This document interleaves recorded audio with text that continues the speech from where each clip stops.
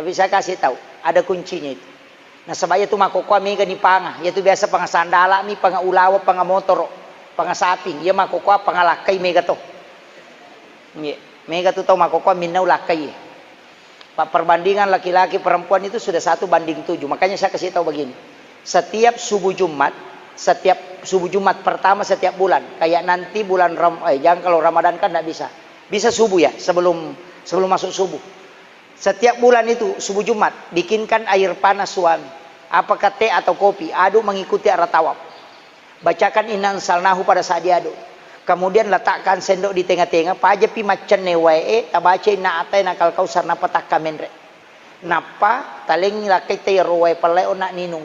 Sisanya kita minum sambil membaca surah Al-Kausar.